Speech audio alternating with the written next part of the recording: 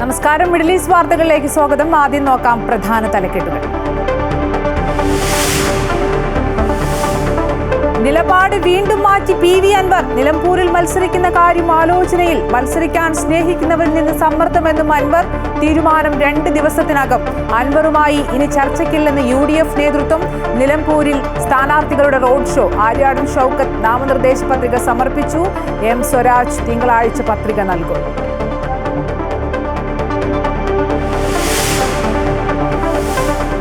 സംസ്ഥാനത്ത് മഴക്കെടുതിയിൽ ഇന്ന് 4 മരണം. വ്യാപക നാശനഷ്ടം. താഴ്ന്ന പ്രദേശങ്ങൾ വെള്ളത്തിനടിയിൽ. പലയിടത്തും ഗതാഗതക്കുരുക്ക്. തീരത്ത് 60 കിലോമീറ്റർ വരെ വേഗതയിൽ കാറ്റിന് സാധ്യത. മത്സ്യബന്ധനത്തിന് വിലക്ക്. വിഴിഞ്ഞത്ത് നിന്ന് കാണാതായ മത്സ്യത്തൊഴിലാളികൾ സുരക്ഷിതർ.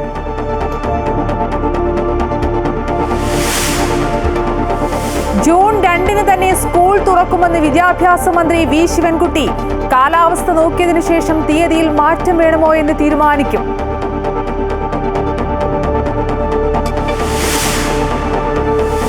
ശശി തരൂരിന്റെ നേതൃത്വത്തിലുള്ള ഇന്ത്യൻ സംഘത്തിന്റെ നയതന്ത്ര നീക്കം വിജയം. പാക് ഭീകരർക്ക് അനുശോചനം രേഖപ്പെടുത്തിയത് കൊളംബിയ പിൻവലിച്ചു. ഭീകരതയ്ക്കെതിരായ പോരാട്ടത്തിൽ ഇന്ത്യയോടൊപ്പമെന്ന് കൊളംബിയ. പാകിസ്ഥാനുമായി അതിർത്തി പങ്കിടുന്ന ഗ്രാമങ്ങളിൽ മോക്ക് ഡ്രിൽ. രാജ്യത്ത് വീണ്ടും കോവിഡ് വ്യാപനം. 3395 പേർക്ക് കോവിഡ് സ്ഥിരീകരിച്ച് കേന്ദ്ര ആരോഗ്യ മന്ത്രാലയം. വ്യാപനം കൂടുതൽ കേരളത്തിൽ. 24 മണിക്കൂറിനകം 1336 പേർക്ക് രോഗം സ്ഥിരീകരിച്ചു. 1 മരണം. രാജ്യത്ത് 8 മരണം.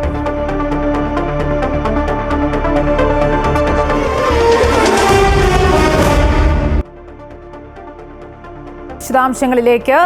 ഒമാനിൽ തുറസായ സ്ഥലങ്ങളിൽ ജോലി ചെയ്യുന്ന തൊഴിലാളികൾക്കുള്ള ഉച്ചവിശ്രമ നിയമം ജൂൺ 1-ന് പ്രാബല്യത്തിൽ വരും.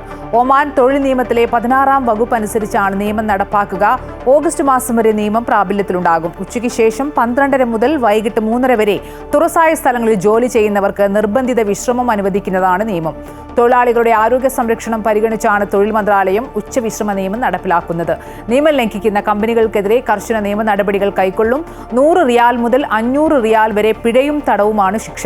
മുൻ വർഷങ്ങളിൽ നിന്നും വ്യത്യസ്തമായി ഏപ്രിൽ മാസം മുതൽ ഗൾഫ് രാജ്യങ്ങളിൽ കനത്ത ചൂടാണ് അനുഭവപ്പെടുന്നത്.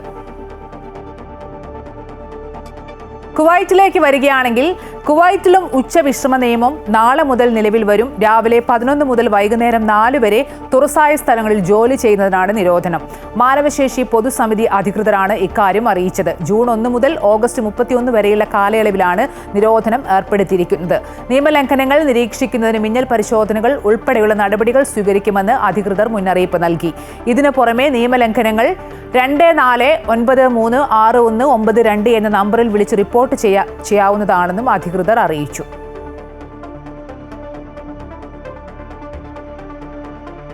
UAE-യിൽ ഇലക്ട്രിക് കാർ ചാർജിംഗ് പോയിന്റുകൾ വ്യാപകമാക്കുന്നു. 2050ഓടെ UAE-യിലെ 50% കാറുകളും ഇലക്ട്രിക് ആക്കുക എന്ന ലക്ഷ്യത്തോടെയുള്ള നടപടികളുടെ ഭാഗമാണിത്. ഈ വർഷം അവസാനത്തോടെ വിവിധ എമിറേറ്റുകളിലായി 500 പുതിയ EV സ്റ്റേഷനുകൾ പ്രവർത്തന സജ്ജമാകും. ഇതോടെ UAE-യിലെ ചാർജിംഗ് സ്റ്റേഷനുകളുടെ എണ്ണം 2500 ഉയരും. ദുബായ് എമിറേറ്റിൽ നിലവിലുള്ള 740 ചാർജിംഗ് സ്റ്റേഷനുകൾ വർഷാവസാനത്തോടെ 1000 ഉയർത്തും. നഗരങ്ങളിലെ വിവിധ ഇടങ്ങളിലും അതിവേഗ പാതകൾക്ക് സമീപവും അതിവേഗ ചാർജിംഗ് സ്റ്റേഷനുകളും സ്ഥാപിക്കും. ഭാവിയിൽ 10 മിനിറ്റിൽ ബാറ്ററി പൂർണ്ണമായി ചാർജ് ചെയ്യാൻ കഴിയുന്ന 600 കിലോവാട്ട് ശേഷിയുള്ള സൂപ്പർ ചാർജുകൾ സ്ഥാപിക്കാനും പദ്ധതിയുണ്ട്.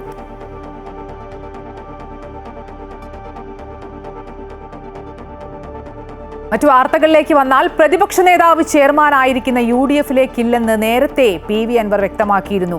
തൽക്കാലം നിലമ്പൂരിൽ മത്സരിക്കാനില്ലെന്നാണ് അൻവർ പറഞ്ഞത്. UDF പ്രവേശനത്തിന് തടസ്സം നിന്നത് VD സതീശനാണെന്നും അഹങ്കാരത്തിന് കൈയും കാലും വെച്ചാണ് പ്രതിപക്ഷ നേതാവ് പോകുന്നതെന്നും അൻവർ കുറ്റപ്പെടുത്തി. പിണറായി സത്തിന്റെ ഏറ്റവും വലിയ വക്താവാണ് M സ്വരാജ് എന്ന വിമർശനവും അൻവർ ഉയർത്തിയിരുന്നു. ദിവസങ്ങൾ നീണ്ട കാത്തിരിപ്പുകൾക്ക് വിരാമമിട്ടുകൊണ്ടാണ് നിലമ്പൂരിൽ തന്റെ രാഷ്ട്രീയ നിലപാട് PV അൻവർ പങ്കുവച്ചത്. പ്രതിപക്ഷ നേതാവ് VD സതീഷിനെതിരെ ഇന്നും കടുത്ത വിമർശനം ഉയർത്തിയ PV അൻവർ ഇനി UDF-ലേക്ക് ഇല്ല എന്ന് പറഞ്ഞു. തന്റെ മുന്നണി പ്രവേശനത്തിന് തടസ്സം നിന്നത് പ്രതിപക്ഷ നേതാവാണ്. അഹങ്കാരത്തിന് കൈയും കാലും വെച്ചാണ് പ്രതിപക്ഷ നേതാവ് പോകുന്നത്. തന്റെ പിന്തുണയില്ലാതെ നിലമ്പൂരിൽ UDF സ്ഥാനാർത്ഥി വിജയിക്കില്ലെന്നും അൻവർ വ്യക്തമാക്കി. കൊന്ന് കൊല വിളിക്കാനാണ് തീരുമാനം. മനസ്സിലായില്ലേ? ഒരൊറ്റ വ്യക്തിയാണ്, ഒരൊറ്റ വ്യക്തി, അല്ലാതെ UDFൻ്റെ ഒരു നേതാക്കന്മാർക്കും ഇതിലില്ല.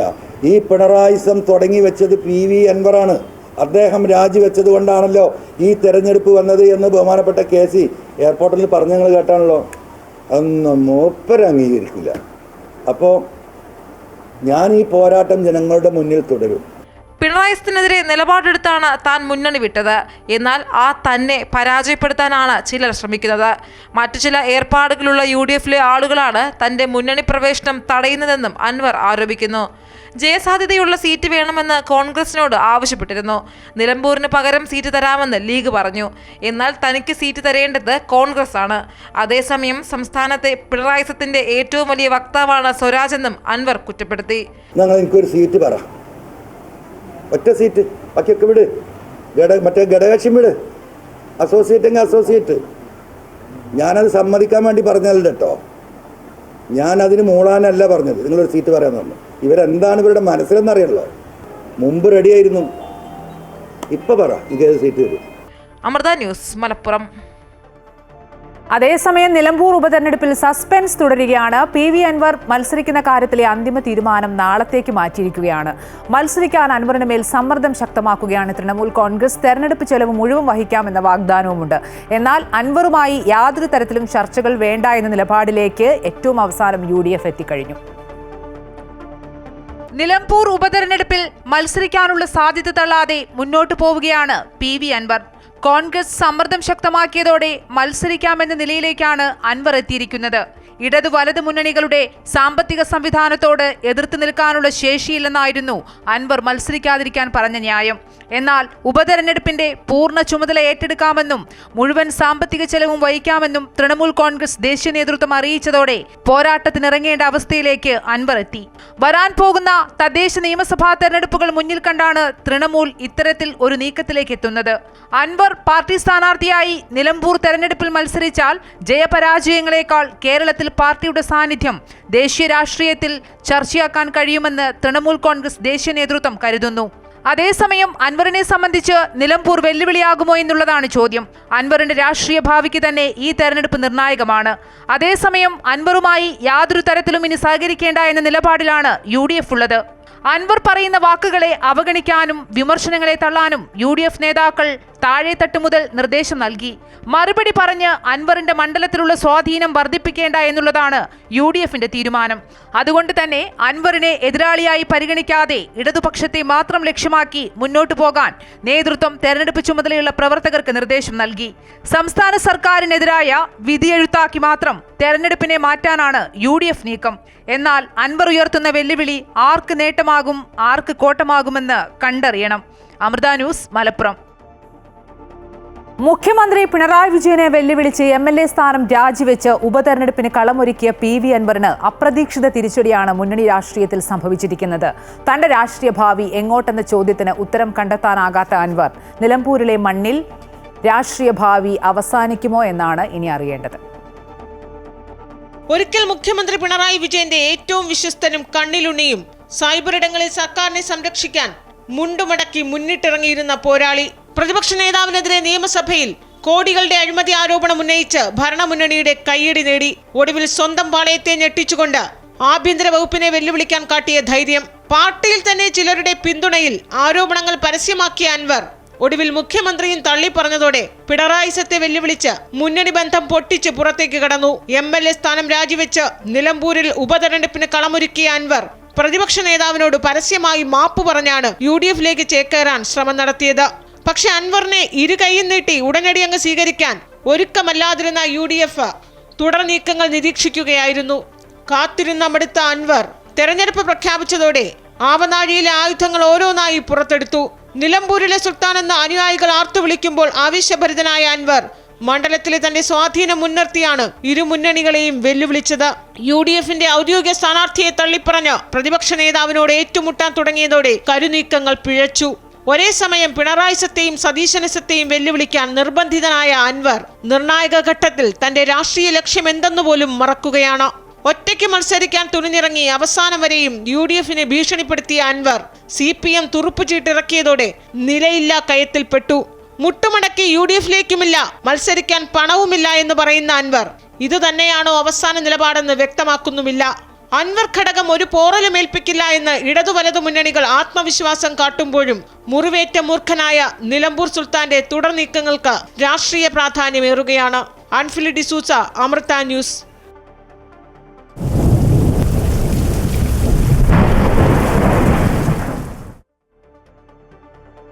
വിഴിഞ്ഞത്ത് നിന്നും കാണാതായ 2 ബോട്ടുകളിലുണ്ടായിരുന്ന 8 പേരെയും കണ്ടെത്തി. ഇതിൽ 4 പേർ കോസ്റ്റ് ഗാർഡിന്റെ സഹായത്തോടെ ബോട്ടിൽ തീരത്തെത്തി. മറ്റു 4 പേരെയും ഉടനെത്തിക്കും.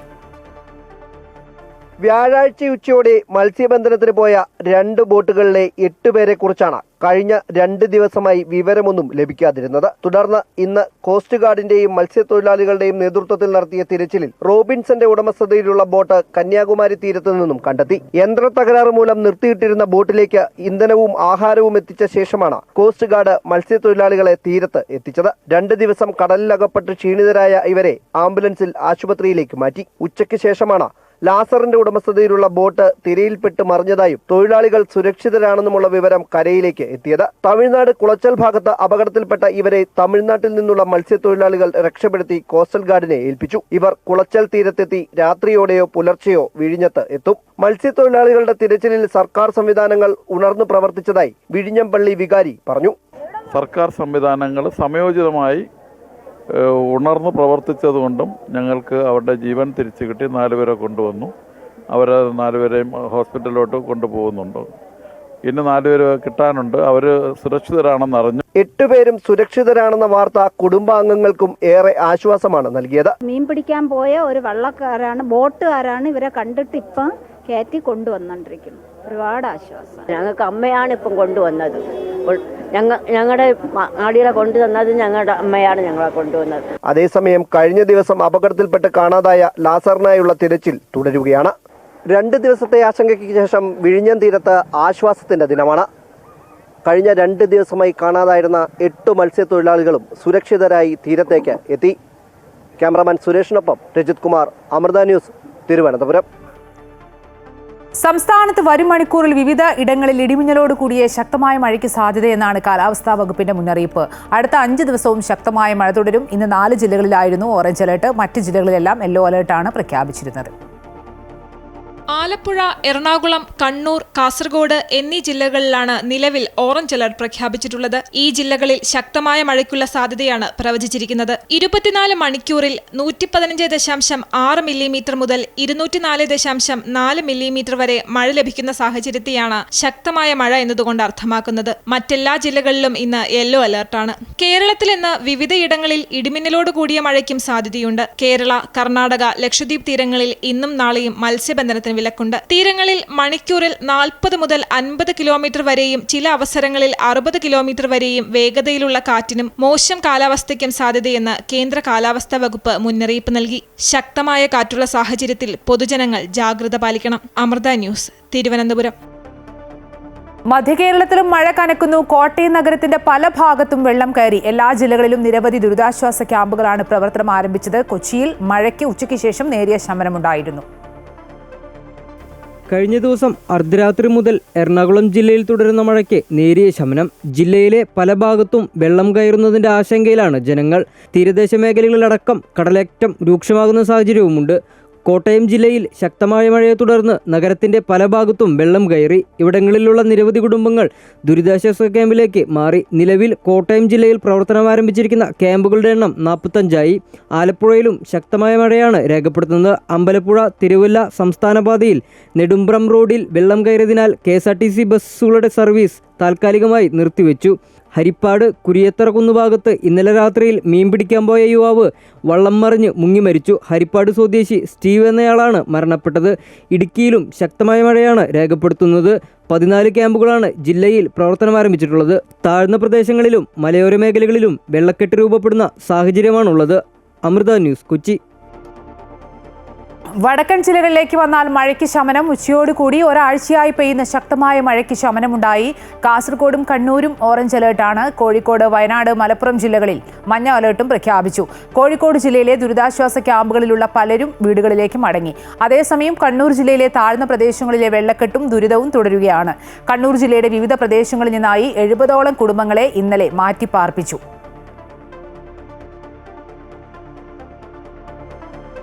സംസ്ഥാനത്ത് സ്കൂൾ തുറക്കുന്നത് ജൂൺ 2 തന്നെയെന്ന് വിദ്യാഭ്യാസ മന്ത്രി വി ശിവൻകുട്ടി. ഇന്നത്തെയും നാളത്തെയും കാലാവസ്ഥ നോക്കിയതിനു ശേഷം മുഖ്യമന്ത്രിയുമായി കൂടിയാലോചിച്ച് ദിവസത്തിൽ മാറ്റം വേണോ എന്ന കാര്യം തീരുമാനിക്കുമെന്നും മന്ത്രി പറഞ്ഞു.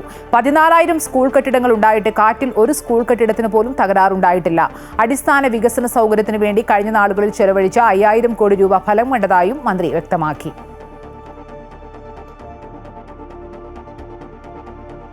മറ്റൊരു പ്രധാനപ്പെട്ട വാർത്തയിലേക്ക് വന്നാൽ രാജ്യത്ത് കോവിഡ് വ്യാപനം രൂക്ഷമാണ്. 3,395 പേർക്ക് കോവിഡ് സ്ഥിരീകരിച്ചതായി കേന്ദ്ര ആരോഗ്യ മന്ത്രാലയം അറിയിച്ചു. കോവിഡ് വ്യാപനം കൂടുതൽ കേരളത്തിലാണ്. 24 മണിക്കൂറിനിടെ 1,336 പേർക്ക് രോഗം സ്ഥിരീകരിച്ചു.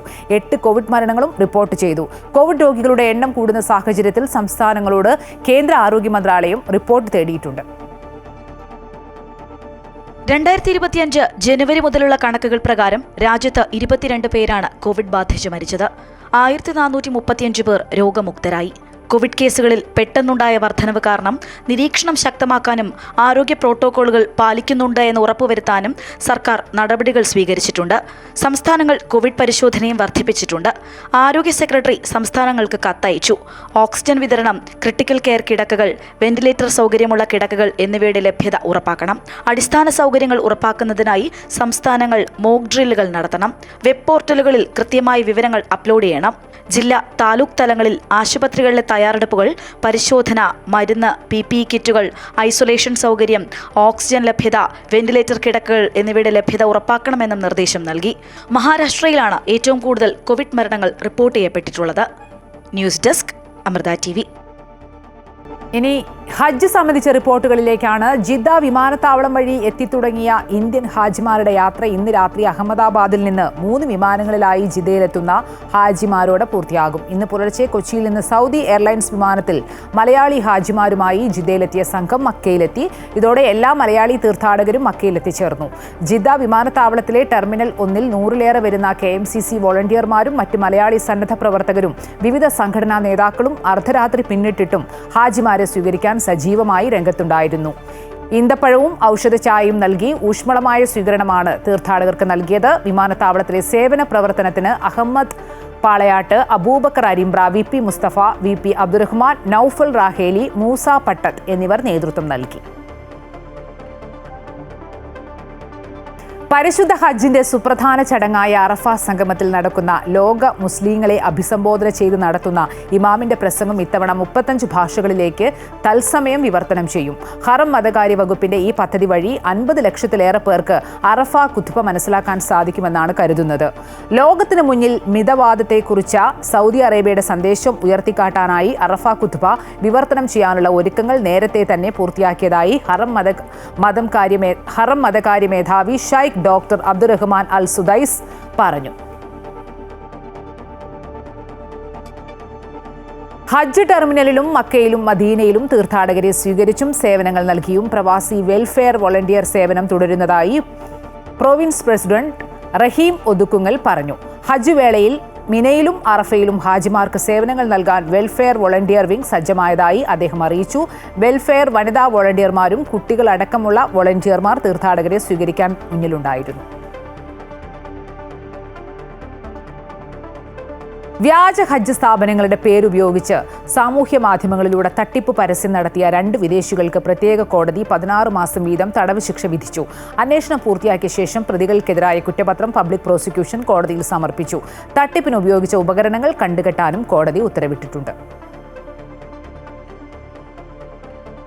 പാകിസ്ഥാൻ ക്രിക്കറ്റർ ഷാഹിദ് അഫ്രീദിക്ക് ദുബായിൽ കുസാറ്റ് പൂർവ്വ വിദ്യാർത്ഥി സംഘടന നൽകിയ സ്വീകരണം വിവാദത്തിൽ. കോളേജ് അലൂമിനി സംഘടിപ്പിച്ച ഓർമ്മ ചുവടുകൾ എന്ന പരിപാടിയിലാണ് ഷാഹിദ് അഫ്രീദിയും ഒമർ ഗുലും അതിഥികളായി എത്തിയത്.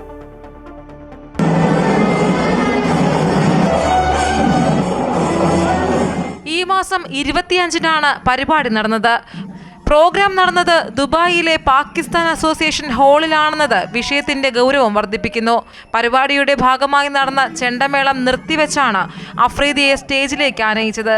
പഹൽഗാം ഭീകരാക്രമണത്തിന് ശേഷവും ഓപ്പറേഷൻ സിന്ദൂർ ദൗത്യത്തെക്കുറിച്ചുമൊക്കെ പ്രകോപനപരവും ഇന്ത്യ വിരുദ്ധവുമായ പ്രസ്താവനകൾ അഫ്രീദി നടത്തിയിരുന്നു. ഇങ്ങനെയൊരു പശ്ചാത്തലത്തിൽ കേരളത്തിലെ പ്രമുഖ കോളേജിന്റെ പൂർവ്വ വിദ്യാർത്ഥി സംഘടന ഇങ്ങനെയൊരു പരിപാടി നടത്തിയത് അംഗീകരിക്കാനാവില്ല എന്നാണ് ഒരു പക്ഷം പറയുന്നത്. പരിപാടിയുടെ സംഘാടകർക്കെതിരെ നടപടികളും അന്വേഷണവും നടക്കണമെന്നാണ് സമൂഹമാധ്യമങ്ങളിൽ ഉൾപ്പെടെ ഉയരുന്ന ആവശ്യം. അതിനിടെ കുസാറ്റ് കോളേജ് അലുമിനിയുടേത് എന്ന പേരിൽ ഇത് സംബന്ധിച്ച ഒരു വിശദീകരണക്കുറിപ്പ് സമൂഹമാധ്യമങ്ങളിൽ പ്രചരിക്കുന്നുണ്ട്. മറ്റൊരു പരിപാടിക്കായി അതേ സ്ഥലത്തെത്തിയ പാക് ക്രിക്കറ്റേഴ്സ് അപ്രതീക്ഷിതമായി പരിപാടിയിലേക്ക് കടന്നു വരികയായിരുന്നു എന്നാണ് അതിൽ പറയുന്നത്. സംഘാടകർ ക്ഷണിക്കുകയോ നിശ്ചയിച്ച കാര്യക്രമത്തിൽ ഉൾപ്പെടുത്തുകയോ ചെയ്തിട്ടില്ല എന്നും കുസാറ്റ് അലുമിനിയായ കുബ UAE വിശദീകരിക്കുന്നു. സംഭവത്തിൽ ഖേദം പ്രകടിപ്പിക്കുന്നുവെന്നും മാപ്പ് ചോദിക്കുന്നുവെന്നും കുറിപ്പിൽ പറയുന്നു. എന്തായാലും നിലവിലെ സാഹചര്യത്തിന്റെ ഗൗരവം ഉൾക്കൊള്ളാതെയാണ് പരിപാടിയുടെ വേദി ഉൾപ്പെടെ തെരഞ്ഞെടുത്തത് എന്നത് വ്യക്തമാണ്. അഫ്രീദിക്ക് മലയാളി സംഘടന സ്വീകരണം നൽകിയെന്ന തലക്കെട്ടോടെ പാക് മാധ്യമങ്ങളും സമൂഹ മാധ്യമങ്ങളും വീഡിയോ ദൃശ്യങ്ങൾ സഹിതം പ്രചരിപ്പിക്കുന്നുമുണ്ട്. News desk Amrita TV. Manager വിപിനെ മർദ്ദിച്ചിട്ടില്ലെന്ന് ആവർത്തിച്ച് നടൻ ഉണ്ണി മുകുന്ദൻ. കെട്ടിച്ചമച്ച കഥയെന്നും അന്വേഷണത്തോട് സഹകരിക്കുമെന്നും ഉണ്ണി മുകുന്ദൻ വിശദീകരിച്ചു. വിപിനെതിരെ പല നടിമാരും FFKയിൽ പരാതി നൽകിയിട്ടുണ്ടെന്നും അദ്ദേഹം പറഞ്ഞു. വിപിനോട് ദേഷ്യത്തോടെയാണ് സംസാരിച്ചത്, പക്ഷേ ആക്രമിച്ചിട്ടില്ല. വിപിൻ കുമാറിനെ ആക്രമിക്കുന്ന ദൃശ്യങ്ങൾ കിട്ടിയാൽ സിനിമാഭിനയം നിർത്തുമെന്നും നടൻ ടൊവിനോ തോമസുമായി ബന്ധപ്പെട്ട് യാതൊരു പ്രശ്നവുമില്ല, തന്നെ തകർക്കാനുള്ള ഗൂഢശ്രമമാണ് നടക്കുന്നതെന്നും ഉണ്ണി മുകുന്ദൻ ആരോപിച്ചു. കംപ്ലീറ്റ്ലി ഫാബ്രിക്കേറ്റഡ് ആണ്. പറഞ്ഞ ഓരോ കാര്യങ്ങളും ഞാൻ നിഷേധിക്കുന്നു. എന്നെ സംബന്ധിച്ച് നടന്ന കാര്യങ്ങൾ ഇതാണ്. ഇതൊരു വളരെ മോശപ്പെട്ട കാര്യം പുള്ളിയുടെ ഭാഗത്ത് നിന്ന് ഉണ്ടായതുകൊണ്ട് അത് വിത്ത് പ്രൂഫ് പിടിക്കപ്പെട്ടു. ഇനി ഞാൻ ഈ പറയുന്ന ആൾക്കാർ ആരാണ്, ചുമ്മാ നിങ്ങളുടെ മുന്നിൽ ഒരു മലയാളം ഫിലിം ഇൻഡസ്ട്രിയിലെ ടോപ്പ് എന്താ പറയുക ഏറ്റവും പ്രോമിനൻ്റ് ആയ ഹീറോയിൻസിൻ്റെ പേര് വെച്ചിട്ട് ഞാൻ ഇവിടുന്ന് ഇറങ്ങി പോകുന്നില്ല. നിങ്ങൾക്ക് വേണമെങ്കിൽ ഇവിടെ ഇരുന്നിട്ട് അമ്മ അസോസിയേഷനിലേക്കും FFKയിലേക്കും ഫോൺ വിളിച്ച് ചോദിക്കാം ഇങ്ങനത്തെ പരിപാടി ഉണ്ടായിട്ടുണ്ടോ എന്ന്. ഞാൻ ഇപ്പോഴും പറയാണ്, you can cross check right now. ഭീകരതയ്ക്കെതിരായ പോരാട്ടത്തിൽ ഇന്ത്യക്കൊപ്പമെന്ന് കൊളംബിയ. പാക് ഭീകരർക്ക് അനുശോചനം രേഖപ്പെടുത്തിയ പ്രസ്താവന കൊളംബിയ പിൻവലിച്ചു. ഓപ്പറേഷൻ സിന്ദൂറിനെ കുറിച്ച് വിശദീകരിക്കാനെത്തിയ ശശി തരൂർ അടങ്ങിയ സംഘത്തിന്റെ വിശദീകരണത്തിന് ശേഷമാണ് കൊളംബിയ നിലപാട് മാറ്റിയത്. പാകിസ്ഥാന്റെ ഭീകരതാവളങ്ങൾക്കെതിരെ ഇന്ത്യ നടത്തിയ സൈനിക നടപടി ഓപ്പറേഷൻ സിന്ദൂറിന്റെ വിജയത്തിന് പിന്നാലെ പാകിസ്ഥാനിൽ മരിച്ചവർക്ക് അനുശോചനം അറിയിച്ച് കൊളംബിയ പ്രസ്താവന ഇറക്കിയിരുന്നു. എന്നാൽ ഇതിൽ ഇന്ത്യയുടെ പ്രതിഷേധവും നിരാശയും കോൺഗ്രസ് MP ശശി തരൂർ നയിക്കുന്ന പ്രതിനിധി സംഘം കൃത്യമായി കൊളംബിയയെ അറിയിച്ചു. പാകിസ്ഥാൻ സ്വീകരിക്കുന്ന നിലപാടുകളെക്കുറിച്ചും ഭീകരവിരുദ്ധ പ്രവർത്തനങ്ങളെക്കുറിച്ചും ഇന്ത്യൻ സംഘം വ്യക്തമാക്കി. ഇന്ത്യയും പാകിസ്ഥാനും തമ്മിലുള്ള യഥാർത്ഥ പ്രശ്നങ്ങളെക്കുറിച്ചും സംഘം വിശദീകരിച്ചു. പാകിസ്ഥാനിൽ മരിച്ച ഭീകരരുടെ സംസ്കാരം അടക്കം ചൂണ്ടിക്കാണിച്ചാണ് കൊളംബിയൻ പ്രതിനിധികളോട് സംഘം കാര്യങ്ങൾ വിശദീകരിച്ചത്. പാകിസ്ഥാനിലെ മുതിർന്ന സൈനിക പോലീസ് ഉദ്യോഗസ്ഥർ സംസ്കാര ചടങ്ങിൽ പങ്കെടുത്തുവെന്ന് സംഘത്തലവൻ ശശി തരൂർ വ്യക്തമാക്കി. പാകിസ്ഥാൻ തീവ്രവാദികൾക്ക് ധനസഹായവും പരിശീലനവും ആയുധവും നൽകുന്നുവെന്നും അവർക്ക് സുരക്ഷിത താവളം ഒരുക്കുന്നുവെന്നും ഇന്ത്യൻ സംഘം വ്യക്തമാക്കി. ഇതിന് പിന്നാലെയാണ് കൊളംബിയ നിലപാട് മാറ്റിയത്. ഇന്ത്യ പാക് സംഘർഷങ്ങളുടെ പശ്ചാത്തലത്തെക്കുറിച്ച് ലഭിച്ച വിശദീകരണങ്ങളിൽ തങ്ങൾക്ക് ആത്മവിശ്വാസമുണ്ടെന്ന് കൊളംബിയ ഉപവിദേശകാര്യമന്ത്രി റോസ യോലൻഡ അറിയിച്ചു. കശ്മീരിൽ എന്ത് സംഭവിച്ചു എന്നതിനെക്കുറിച്ചും അവിടുത്തെ യഥാർത്ഥ സാഹചര്യങ്ങളെക്കുറിച്ചും വിശദമായ വിവരങ്ങൾ ഇപ്പോൾ മനസ്സിലായെന്നും അദ്ദേഹം വ്യക്തമാക്കി. ഇന്ത്യയുമായുള്ള ചർച്ച തുടരുമെന്നും കൊളംബിയ അറിയിച്ചു. We had to respond and we're very grateful that you have shown such understanding for our concerns. There is no equivalence possible between terrorists on the one hand and innocent civilians on the other. നിലവിലെ സാഹചര്യങ്ങളെക്കുറിച്ച് Colombian അധികൃതർക്ക് കൃത്യമായ ചിത്രം ലഭിച്ചിട്ടുണ്ടെന്നും അതിൽ സന്തോഷമുണ്ടെന്നും ശശി തരൂരും അറിയിച്ചു. News desk Amrita news. ഇന്ത്യയുടെ 6 യുദ്ധവിമാനങ്ങൾ പാകിസ്ഥാൻ വീഴ്ത്തിയെന്ന പ്രചാരണം തള്ളി ഇന്ത്യ. പാകിസ്ഥാന്റെ പ്രചാരണം തെറ്റെന്ന് സംയുക്ത സൈനിക മേധാവി ജനറൽ അനിൽ ചൗഹാൻ. യുദ്ധവിമാനം വീണോ എന്നതല്ല, എന്തുകൊണ്ട് വീണു എന്നതാണ് പ്രധാനമെന്നും അനിൽ ചൗഹാൻ പറഞ്ഞു. എന്നാൽ ഇവയൊക്കെ പരിഹരിച്ച് വിമാനങ്ങളിൽ നിന്ന് പാകിസ്ഥാനെ ആക്രമിക്കാൻ കഴിഞ്ഞെന്നും ഓപ്പറേഷൻ സിന്ദൂർ തുടങ്ങിയപ്പോൾ മുതൽ ചില നഷ്ടങ്ങൾ ഉണ്ടായിട്ടുണ്ടെന്നും ജനറൽ അനിൽ ചൗഹാൻ വെളിപ്പെടുത്തി. പാകിസ്ഥാനുമായി അതിർത്തി പങ്കിടുന്ന ഗ്രാമങ്ങളിൽ മോക്ക് ഡ്രിൽ ഓപ്പറേഷൻ ഷീൽഡ് നടന്നു. ജമ്മുകശ്മീർ, ഹരിയാന, പഞ്ചാബ്, ഗുജറാത്ത് സംസ്ഥാനങ്ങളിലാണ് മോക്ക് ഡ്രിൽ. കേന്ദ്ര ആഭ്യന്തര മന്ത്രാലയത്തിന് കീഴിലുള്ള directorate general of fire services and home ഗാർഡ്സിന്റെ നിർദ്ദേശപ്രകാരമാണ് പരിശീലനം. യുദ്ധ സാഹചര്യത്തിൽ എങ്ങനെ പ്രതികരിക്കണമെന്നും പ്രവർത്തിക്കണമെന്നും പൊതുജനങ്ങളെ പരിശീലിപ്പിക്കുകയാണ് മോക്ക് ഡ്രില്ലിന്റെ ലക്ഷ്യം.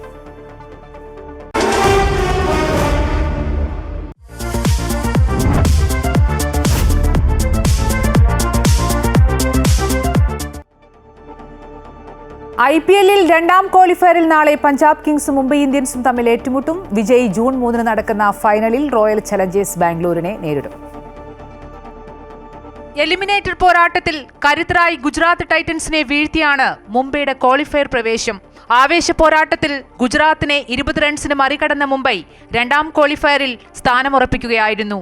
പ്ലേയിങ് 11-ൽ നിർണായക മാറ്റങ്ങളുമായിട്ടായിരുന്നു മുംബൈ കളത്തിലിറങ്ങിയത്. അടുത്ത മത്സരത്തിലും പേസ് നിരയുടെ കരുത്ത് വർദ്ധിപ്പിക്കാനാണ് മുംബൈയുടെ നീക്കം. അതേസമയം ആദ്യ ക്വാളിഫയറിൽ RCBയോട് തോറ്റതോടെയാണ് പഞ്ചാബ് രണ്ടാം ക്വാളിഫയറിലേക്ക് എത്തിയത്. 8 വിക്കറ്റിന് പഞ്ചാബിനെ തകർത്ത RCB ഫൈനലിൽ കടന്ന ആദ്യ ടീമായി. പഞ്ചാബ് ഉയർത്തിയ 102 റൺസ് വിജയലക്ഷ്യം 10 ഓവർ ബാക്കി നിൽക്കെയാണ് RCB മറികടന്നത്. തോറ്റെങ്കിലും രണ്ടാം ക്വാളിഫയറിലെത്തിയ പഞ്ചാബ് മുംബൈയെ നേരിടുമ്പോൾ ഏറെ പ്രതീക്ഷയിലുമാണ്. ഈ മത്സരത്തിലെ വിജയിയാകും ഫൈനലിൽ RCBയുടെ എതിരാളികൾ. 4ാം തവണയാണ് RCB IPL ഫൈനലിലേക്ക് യോഗ്യത നേടുന്നത്. 2009, 2011, 2016 വർഷങ്ങളിൽ ഫൈനലിലെത്തിയ RCB ഏകദേശം 9 വർഷത്തിന് ശേഷമാണ് വീണ്ടും ഫൈനൽ കളിക്കുന്നത്. Sports desk, Amrita TV. ഇതോടെ ഇന്നത്തെ മിഡിൽ ഈസ്റ്റ് വാർത്തകൾ പൂർണ്ണമാകുന്നു. കൂടുതൽ വാർത്തകൾക്കും വിശദാംശങ്ങൾക്കും അമൃത ന്യൂസ് യൂട്യൂബ് സന്ദർശിക്കുക.